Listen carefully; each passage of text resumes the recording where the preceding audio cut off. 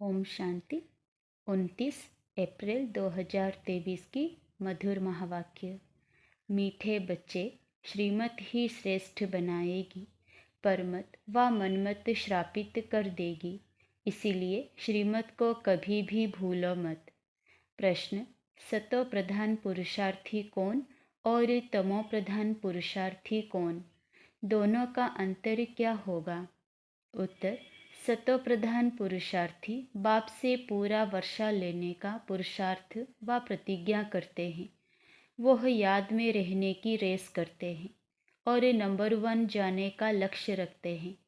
तमो प्रधान पुरुषार्थी कहते, जो तकदीर में होगा अच्छा, प्रजा बनेंगे तो प्रजा ही सही। उनके आगे माया का ऐसा विघ्न आता जो रेस से ही बाहर निकल जाते। गीत: मुझको सहारा देने वाले। ओम शांति। बच्चे जब सम्मुख बैठते हैं तो जानते हैं हम जीव आत्माएं हैं। यहाँ तो जीव आत्माएं ही होंगी ना। जब आत्मा को शरीर नहीं है तो नंगी है, उसे अशरीरी कहा जाता है। तुम तो शरीर सहित बैठे हो। आत्मा व परम आत्मा जब तक शरीर में ना आए तब तक बोल नहीं सकते। तुम जीव आत्माएं जानती हो, अब बाप के सम्मुख बैठे हैं, हुबहू जैसे 5000 वर्ष पहले सम्मुख आए थे।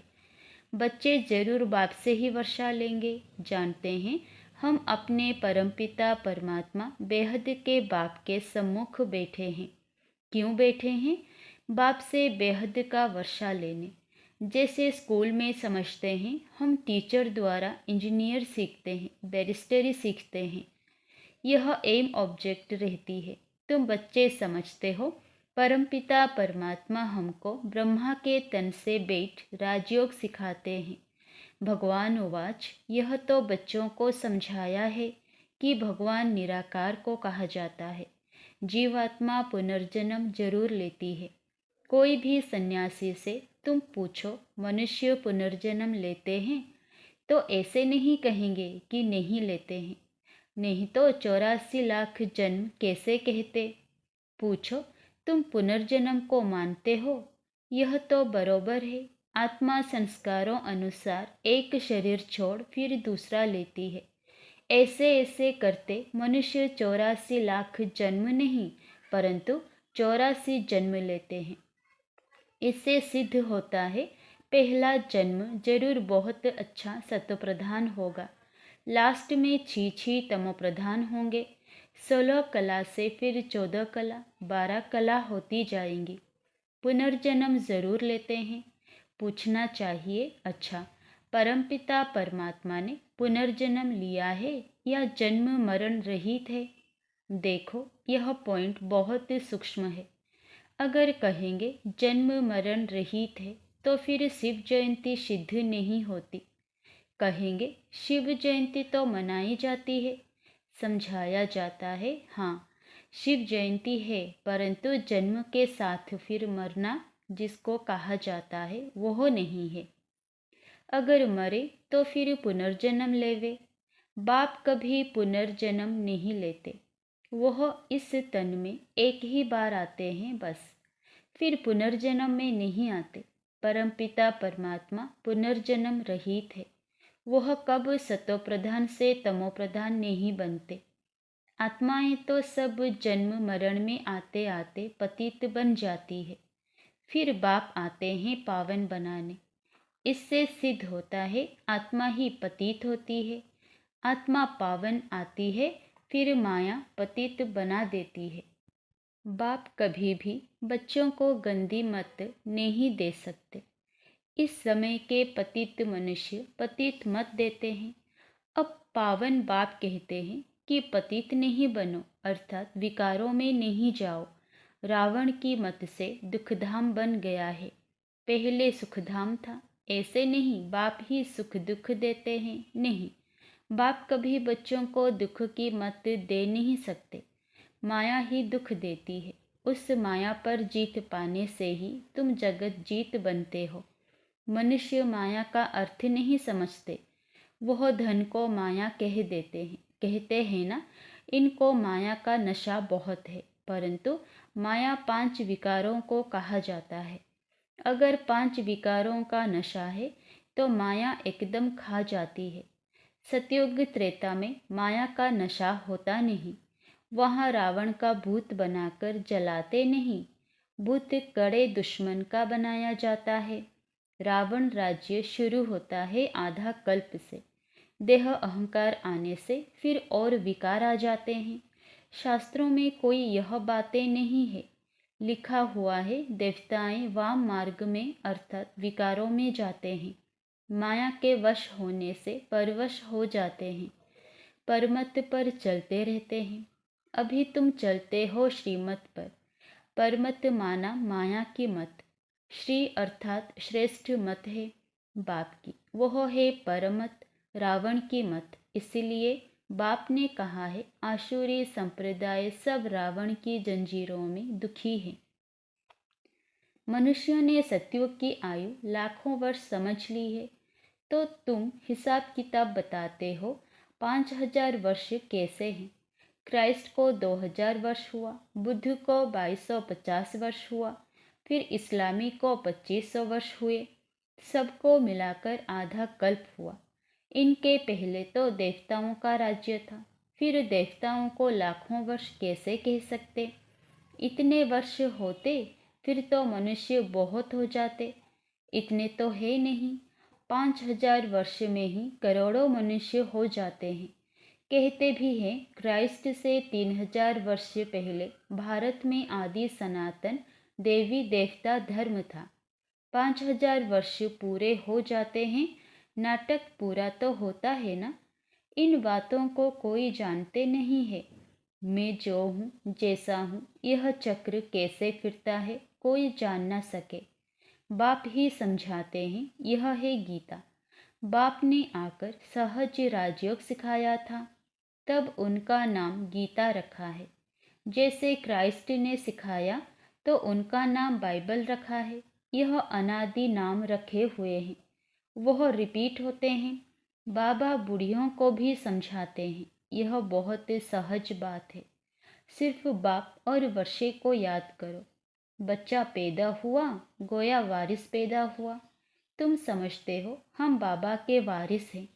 5000 वर्ष बाद फिर से मिलने आए हैं।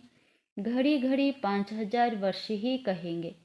2-3 वर्ष पीछे आने वाले भी कहेंगे हम 5000 वर्ष बाद फिर से आए हैं। यह बड़ी गुह्य बातें हैं। बाबा पूछते हैं आगे कब मिले हो। कहते हैं हाँ बाबा। आत्मा इस मुख द्वारा कहती है हम 5000 वर्ष पहले आपसे मिले थे। आप इस तन द्वारा शिक्षा देने आए थे। जो पक्के पक्के बच्चे हैं समझते हैं हम बाप से बेहद का वर्षा लेने बैठे हैं। हम बेहद के बाप के बने हैं ब्रह्मा द्वारा। बाप कहते हैं मुझे पहचानते हो, मैं तुम्हारा बाप हूँ। कहेंगे हाँ बाबा, हम आत्माओं का आप परमपिता परमात्मा बाप हो।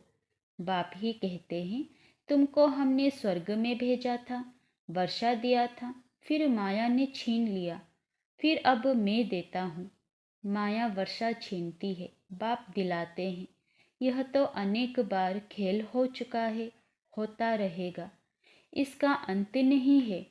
बाप के बनते हैं फिर कोई सगे कोई लगे, कोई सौतेले कोई मातेले बनते हैं। कच्चे पक्के तो है ना। पक्कों को भी माया एकदम जीत लेती है। बच्चे कहते हैं बाबा हम जहाँ तक जिएंगे आपसे वर्षा लेते रहेंगे।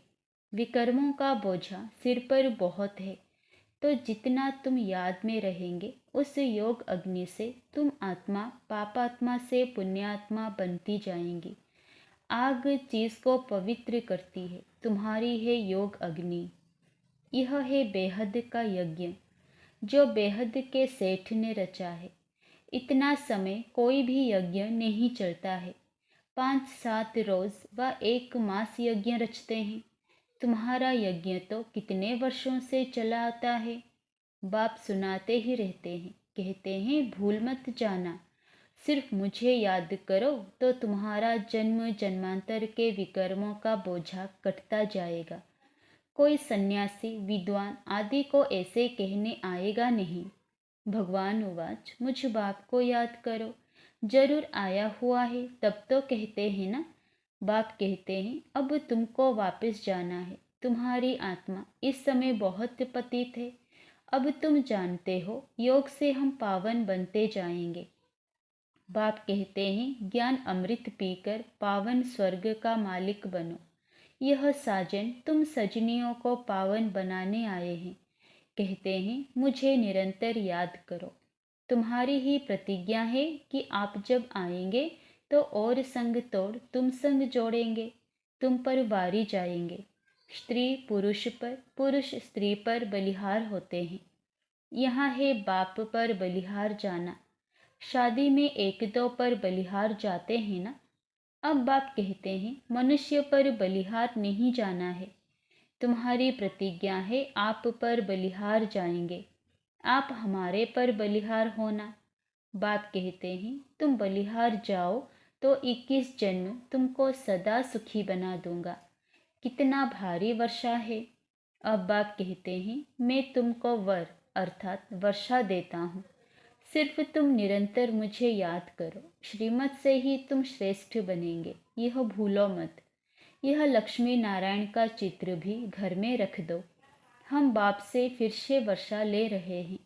बाप परमधाम से आया हुआ है, परंतु माया चील भी कम नहीं है, पंजा मार देती है। सबकी बात नहीं है, नंबरवार है। कोई तो एकदम भूल जाते हैं कि हम बाप से वर्षा लेते हैं। यहाँ बैठे हैं तो नशा चढ़ता है। यहाँ से बाहर निकला और भूला, फिर सुबह को रिफ्रेश होते हैं, फिर सारा दिन भूल जाते हैं। 4-5 वर्ष अच्छी सर्विस करने वाले भी आज देखो है नहीं। कुछ अवज्ञा की तो माया ने जोर से थप्पड़ मारा और चले गए। बाबा कह देते हैं, बच्चे, माया बहुत कड़ी है। अवज्ञा करने से माया एकदम गिरा देती है। इसीलिए गाया जाता है, चढ़े तो चाखे प्रेम रस। देखते हो कैसे चकनाचूर हो जाते हैं। वैकुंठ में तो जरूर चलेंगे, परंतु पद तो नंबरवार है ना। भल वहाँ सब सुखी रहते हैं, फिर भी मर्तबे तो है ना। स्कूल में मर्तबा पाने लिए ही पुरुषार्थ करते हैं, ऐसे नहीं प्रजा ही सही, जो तकदीर में होगा नहीं। इसको तमोप्रधान पुरुषार्थ कहा जाता है।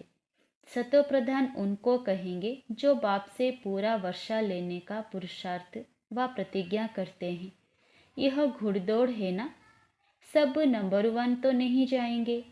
यह ह्यूमन रेस है। माया ऐसा विघ्न डालती है जो एकदम रेस से निकाल देती है। तुम्हारी ह्यूमन रेस से आत्मा कहती है, हम बहुत दुखी हुए हैं, शरीर लेते बहुत तंग हुए हैं।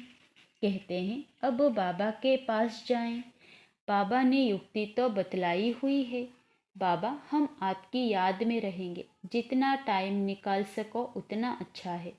जैसे गवर्नमेंट की सर्विस में भी 8 घंटा रहते हो ना, तो इसमें भी तो 8 घंटा रहो। सृष्टि को स्वर्ग बनाना कितनी भारी सर्विस है। सिर्फ बाप को याद करो और सुखधाम को याद करो, बस। 8 घंटा सर्विस की तो पूरा वर्षा पाएंगे। ऐसे याद करते करते तुम्हारे विकर्म विनाश होंगे।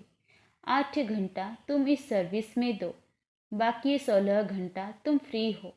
जितना हो सके घड़ी घड़ी याद करो। याद तो कहाँ भी बैठे कर सकते हो। सबसे अच्छा टाइम तुमको सवेरे मिलेगा। सिंधी में कहते हैं, सवेल सुमण, सवेल उठण, सवेरे जल्दी सोना, सवेरे उठना। यह गुण मनुष्यों को बड़ा करता है। अज्ञानी लोग 8 घंटा नींद करते हैं। तुम्हारी नींद आधी होनी चाहिए, 4 घंटा नींद बस। कर्मयोगी होना, रात को 10 बजे सो जाओ, 2 बजे उठो। शिव बाबा को याद करो। 2 बजे नहीं उठ सकते तो 3 बजे उठो, 4 बजे उठो। वो फर्स्ट क्लास समय है। एकदम शांति रहती है, सभी अशरीरी बन जाते हैं। उस समय सन्नाटा बहुत होता है, जैसे कि मूल वतन हो जाता है। ऐसे लगता जैसे सब मरे पड़े हैं। उस समय तुम बाबा को याद करेंगे तो फिर वह याद पक्की हो जाएगी। अमृत वेले की याद अच्छा असर करती है। बाबा बहुत करके रात को जागते रहते हैं। स्थूल काम में आने से माथा भारी होता है। सूक्ष्म सर्विस में थकावट नहीं होती है। कमाई थोड़े ही थकाएगी, कमाई से तो खुशी होगी। तो सवेरे सवेरे उठकर याद करने से बड़ी कमाई है। अच्छा, मीठे मीठे सिकिलधे बच्चों प्रति माता पिता बाप दादा का याद प्यार और गुड मॉर्निंग। रूहानी बाप की रूहानी बच्चों को नमस्ते। धारणा के लिए मुख्य सार। पहला, सवेरे अमृत वेले उठ अशरीरी बन बाप को याद करने का अभ्यास करना है। पूरा वर्षा लेने के लिए याद की रेस करनी है। कम से कम 8 घंटा याद जरूर करना है। दूसरा, एक बाप पर पूरा बलिहार जाना है। परमत व मनमत पर ना चल, एक बाप की श्रेष्ठ मत पर चलना है। वरदान, रूहानी एक्सरसाइज द्वारा वेट व बोझ को समाप्त करने वाले समान और समीप भवो। रूहानी एक्सरसाइज अर्थात अभी अभी निराकारी, अभी अभी अव्यक्त फरिश्ता, अभी अभी साकारी कर्मयोगी, अभी अभी विश्व सेवाधारी। ऐसी एक्सरसाइज रोज करो तो व्यर्थ का जो बोझ है वो समाप्त हो जाएगा। जब बोझ समाप्त हो, माशुक समान डबल लाइट बनो, तब जोड़ी अच्छी लगेगी। यदि माशुक हल्का हो और आशिक भारी हो तो जोड़ी अच्छी नहीं लगेगी। रूहानी माशुक आशिकों को कहते हैं, समान बनो, समीप बनो। स्लोगन, अपने जीवन रूपी गुलदस्ते द्वारा दिव्यता की खुशबू फैलाना ही गुणमूर्त बनना है। अच्छा, ओम शांति।